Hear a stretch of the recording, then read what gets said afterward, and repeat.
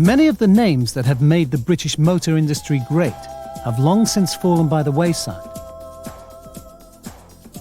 Vauxhall, however, stands unique in spanning the quantum changes of a century of car production.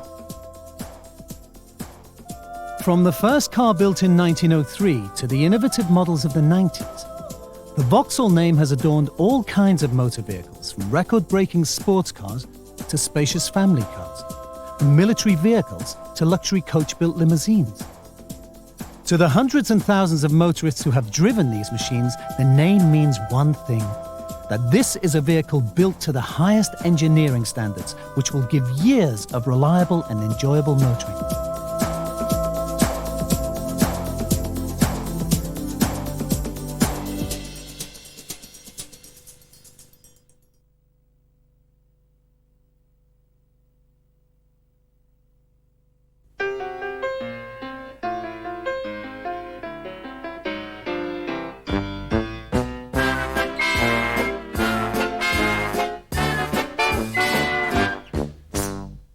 It's 1903, and the arrival of the motor car on the roads of Britain epitomises turn-of-the-century optimism. In South London, the Vauxhall Ironworks Company, under the directorship of Messrs. F.W. Hodges and J.H. Chambers, is about to make its automotive debut.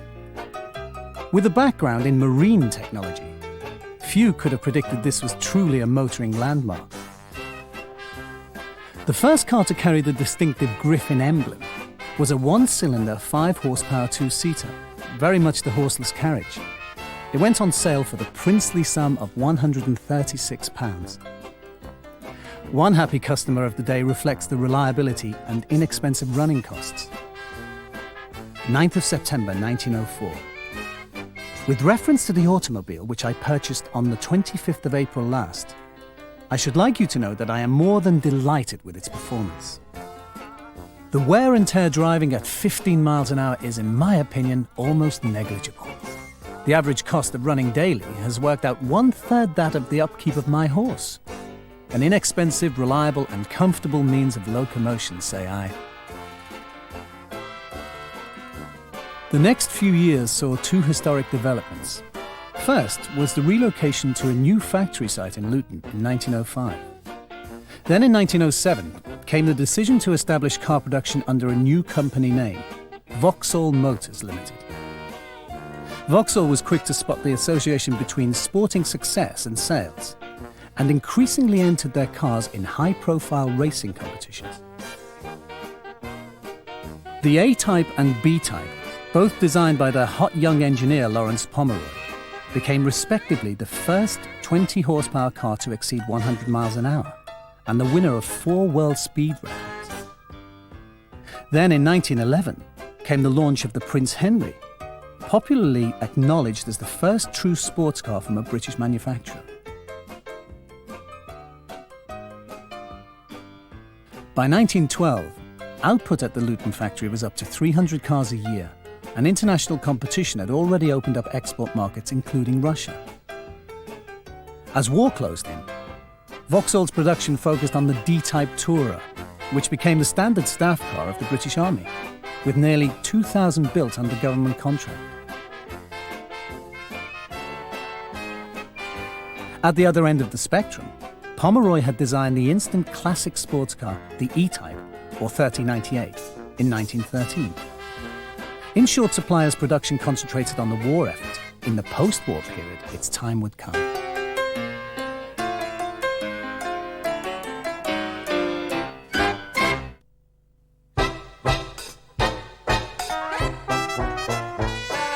After the austerity of the First World War, came the flamboyancy of the 20s.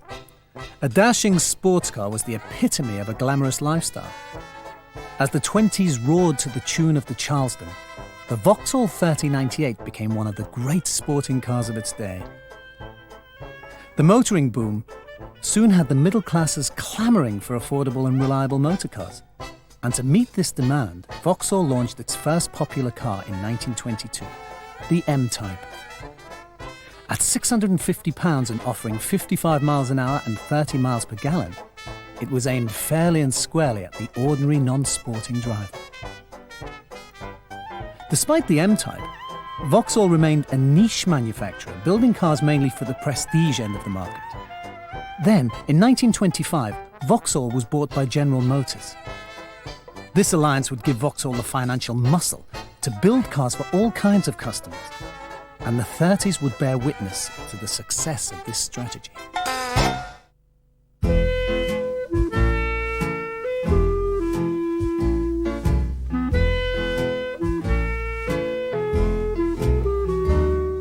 The first all-new product of the merger was the Vauxhall Cadet. At an affordable £280, the Cadet was the first British car to feature a synchromesh gearbox. The light and big sixes followed with a starting price under £200. Small wonder that between 1933 and 1934, production at the Luton factory doubled to 20,000.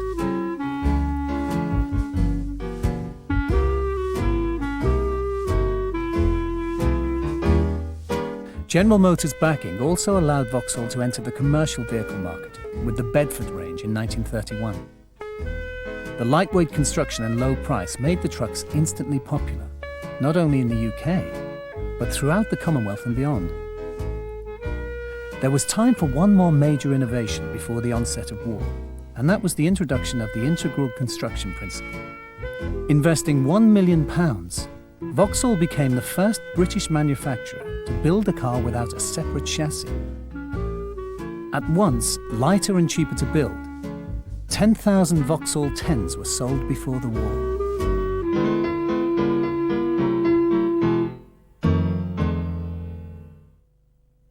The onset of war brought with it a very different set of demands.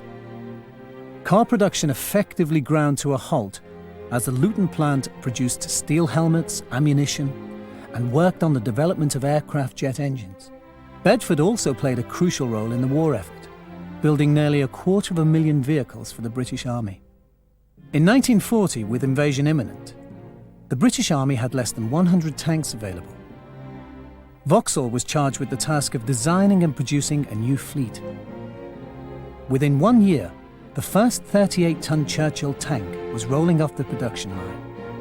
By the end of the war, 5,640 tanks had been built. Vauxhall's contribution to the war effort led inevitably to it becoming a target for enemy bombing. In August 1940, 39 employees were killed in a raid on the Luton factory.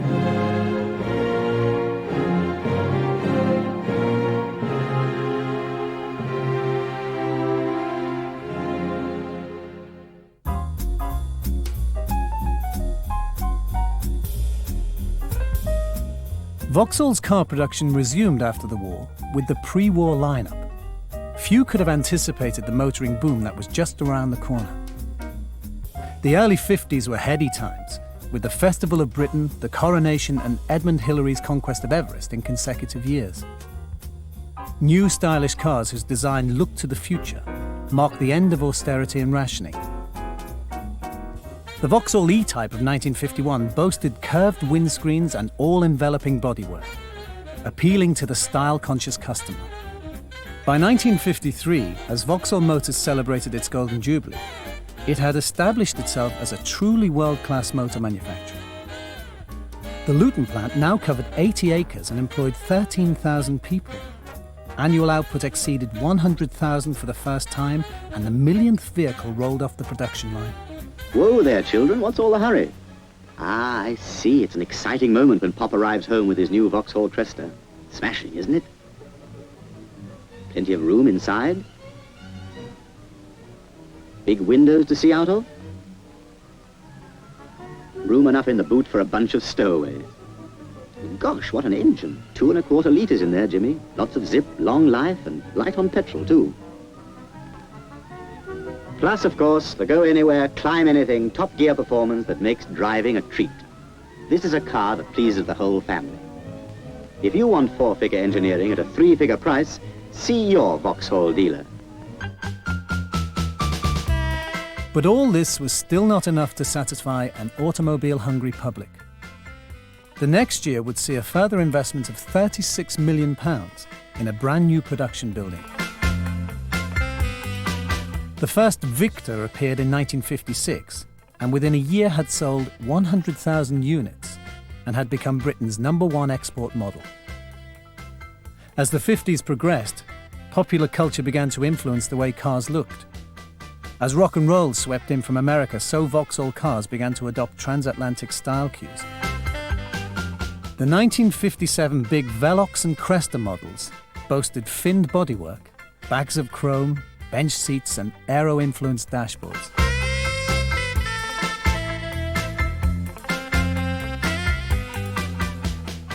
This is the new Vauxhall Victor, and my idea of everything a car should be. The 60s were something of a motoring heyday, and Vauxhall was certainly riding the wave of an affluent post-war generation demanding mobility and independence. The second edition FB Victor was selling well, with nearly 330,000 customers in a 4-year production run. Available in standard, super, deluxe and estate car models, the FB Victor offered the kind of choice that an ever more sophisticated market demanded. 1961 saw the beginning of construction at the Ellesmere Port car plant on Merseyside, where production started in 1964. The two-door saloon Viva marked Vauxhall's return to the small family car market. Its clean line saw the end of American-influenced design and the arrival of swinging 60s style. The Viva truly became a car for the decade, and the new for 66 model was the one that really captured the public's imagination.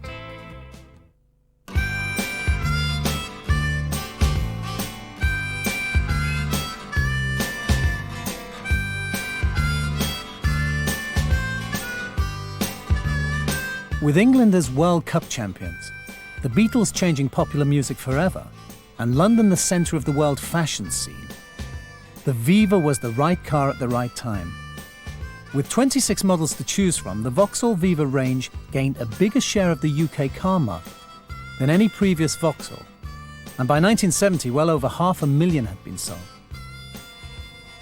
The Victor, Cresta and Viscount of the mid-60s were in turn practical, spacious and luxurious saloons, but it was the FD Victor that was the real scene stealer. The star of the 1967 Motor Show, the FD Victor was voted the Sunday Times Car of the Year, its styling, new engines and safety features receiving particular acclaim. In top-of-the-range Ventura form, it was a powerful and exclusive executive car.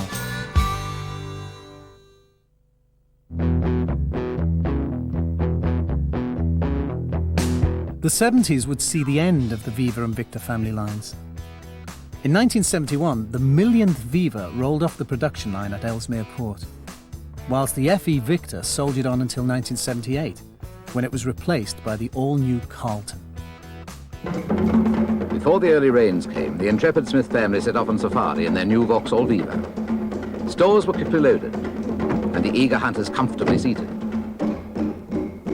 With father at the wheel, the car moved swiftly through the hinterland. They soon encountered some difficult terrain, which the Viva, with its protective undersealing and unique 11-stage anti-rust treatment, took in its stride. The Viva's all-round safety and immensely strong body structure gave them a feeling of security as Mrs. Smith shot her first lion.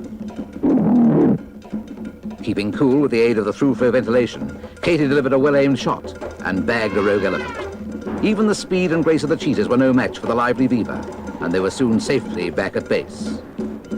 On safari Sundays and every day of the week, the Viva is a joy to drive.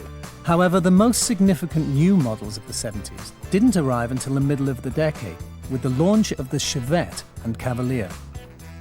Both cars quickly entered the UK top 10 sales league and ensured that Vauxhall, with continued investment from General Motors, performed strongly despite the ailing economy.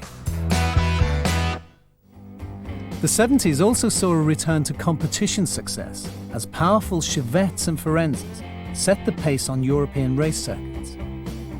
One particularly awesome Ventura took no prisoners, and victory for the 16-valve Chevette in the British Open Rally Championships gave Vauxhall an extra special 75th anniversary celebration at the end of the decade.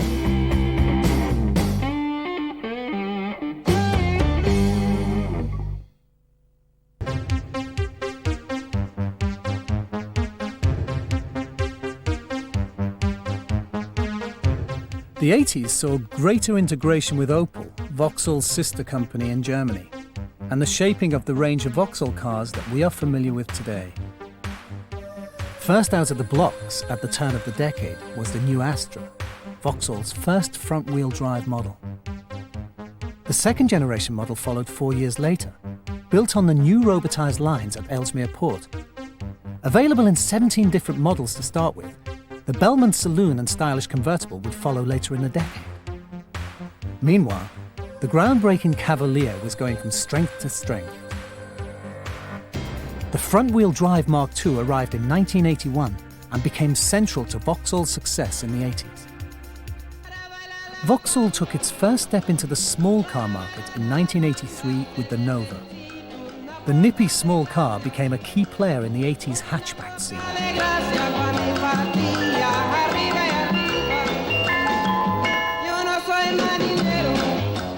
At the other end of the market, the new Carlton and flagship Senator were launched in consecutive years in 86 and 87.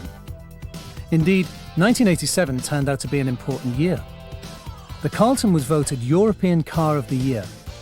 Luton's £90 million paint shop was opened, and Thorn EMI placed the biggest single fleet order for Vauxhall cars ever, a massive 20,000 cars. On a different note, the late 80s marked the end of an era for Bedford, as Vauxhall sold its commercial vehicle division.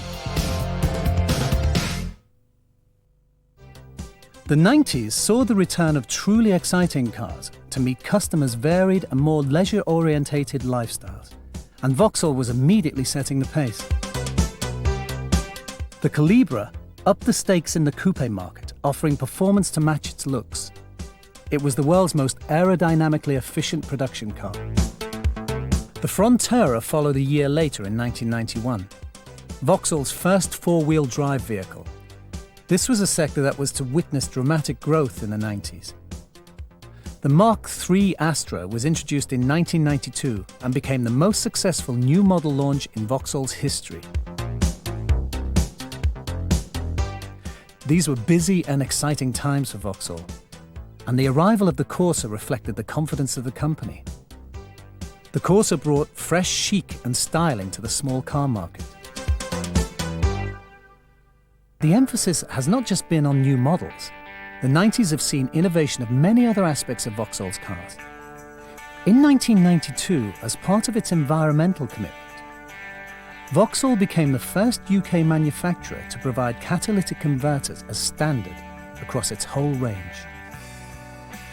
And by 1993, the important new Ecotec engines complying with the toughest EC emission standards were appearing. Most Vauxhalls are now fitted with these engines, the most environmentally efficient in Europe. Vauxhall has also launched a range of dual-fuel cars and vans, vehicles that can run on petrol but switch to cleaner gas to reduce exhaust emissions in urban areas. And as the quest for alternative and sustainable fuels continues, Vauxhall, Opel and General Motors are pioneering developments in fuel cell technology. Reducing carbon dioxide emissions by half and producing virtually no pollutants, the fuel cell propulsion system is most likely to overtake petrol and diesel engines as the standard for passenger cars of the future. The Vauxhall range of the 90s is also one of the safest and most secure in the world. As motorists have become increasingly concerned with these issues, so Vauxhall has responded by providing high levels of safety and security as standard. And so the second half of the 90s has seen the introduction of more new Vauxhalls meeting modern lifestyles and demanding motoring conditions. The Tigra proved that some concept cars do make it into production. The Amiga achieved market leadership within months of its launch. The Sintra marked Vauxhall's entry into the people mover market. The launch of the versatile Movano van completes Vauxhall's range of light commercial vehicles. The Vectra continues to top the sales charts after nearly 4 years in production. And by raising the standard for ordinary motorists, the innovative new Astra is truly a car for the future. And indeed, what does the next century hold for Vauxhall? As part of General Motors, Vauxhall will certainly always be at the leading edge of motoring innovation. Production and manufacturing techniques will become ever more sophisticated and efficient. This will mean that Vauxhall customers will get even better cars delivering excellent performance and value for money, and that they will continue to enjoy unparalleled levels of customer care and service. And in 2003, as Vauxhall celebrates 100 years of motor manufacture, it will be able to look back with pride on a journey that has taken it a very long way from that Victorian ironworks in South London.